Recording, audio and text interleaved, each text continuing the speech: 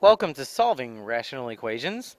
In this video, you're going to learn how to solve some pretty crazy equations. Now, before you do some of these questions, there's a couple of different setups that you're going to see here. So this first one is an example where we have, multiple fractions on at least one side of this equation. So just like adding and subtracting, before you perform any of these operations, you need a common denominator. So we have a 3, a 6, and a 4. Our LCD for this problem is going to be 12. But the nice thing is, once you have a common denominator, you can ignore the denominator and you just need to solve the top.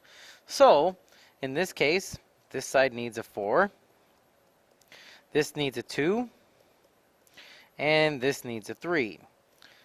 So once you do that, the only thing you need is your numerator. So we have 4x plus 2x is equal to 24. 6x equals 24. So x equals 4, and you are done. That's it for this problem.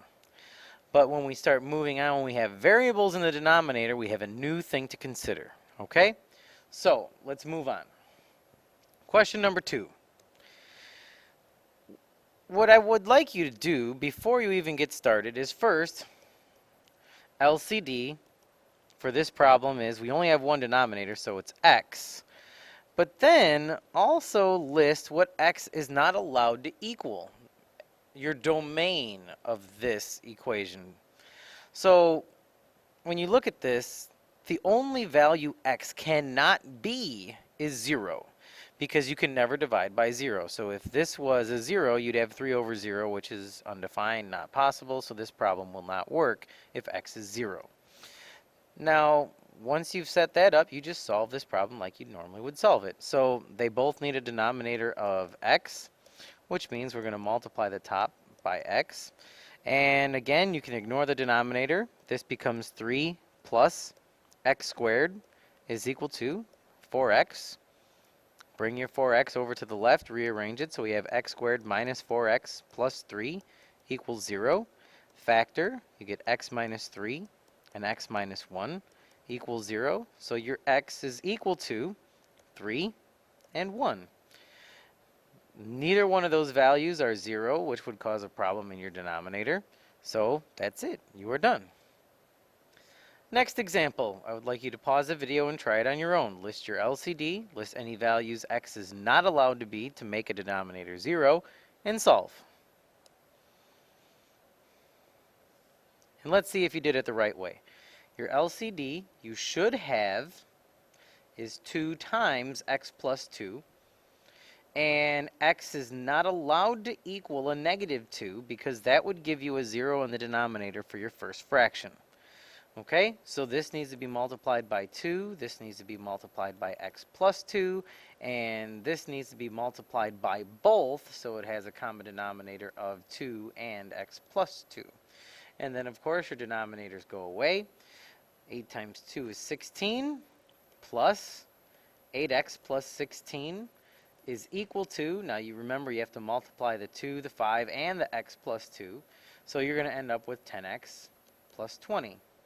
And now you just solve the equation like you'd solve any other equation. So we have 8x plus 32 is equal to 10x plus 20. And we have 2x is equal to 12. So x is equal to 6. That is not negative 2. So he is a solution that works. So you are done with this example. We have 2 more, number 4 and 5. I would like you to pause the video and try both of them on your own. You will have to factor for one piece of number 5. Go do it. So if you got 2 and 3 for number 4 and 5 and a negative 2 for number 5, you are good to go. Now for number 4, your common denominator is 3x times x plus 6. So your first fraction needed an x plus 6. Your second one needed an x and an x plus 6. And your third one needed a 3x. Once you multiply the numerator by all of that, you can get rid of your denominator, and you're going to have to combine like terms, factor, you get 3 and 2. Your denominator, or x, is not allowed to be 0 or negative 6. Since 2 or 3 are neither one of those, you are good to go. Number 5, your common denominator was an x plus 1 and an x minus 1. So your first fraction needed an x minus 1. The second one needed nothing. The third one needed both. Again, cancel out your denominators, solve the top, you get x equals 5 and negative 2, which is not 1 or negative 1. So again, you're good to go. So you're probably wondering, why am I making you list what x is not allowed to be if it doesn't cause a problem? Well, in one of these two examples, I'm going to make sure that it does cause a problem. But now there's a totally new way of solving these. I want you to go back and think for a moment. You could solve these back in geometry. You had no issues with this. It's just called cross multiplying. When you just have one fraction on each side of the equal sign, all you need to do is cross multiply. So you don't need to list a common denominator. You still need to say what x is not allowed to equal. So x is not allowed to equal 0 or negative 4 in this first one. But once you write that down, you just cross multiply and solve. So you're going to cross multiply and get 2x plus 8 is equal to x squared. So then we have x squared minus 2x minus 8 is equal to 0. X minus 4 and x plus 2 equals 0. So x is equal to a 4 and a negative 2. So x is allowed to be 4. It's just not allowed to be negative 4. So this one is done.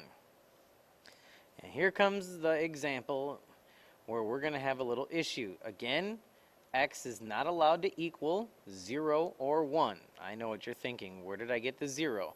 Remember, you must always factor when possible. So you can factor out a GCF of x in the left one to find out that you're not allowed to have a 0 in the denominator either. So you're just going to cross multiply, and we're going to get x squared minus x is equal to 2x minus 2. Bring everything over to the left side. We have x squared minus 3x plus 2 equals 0.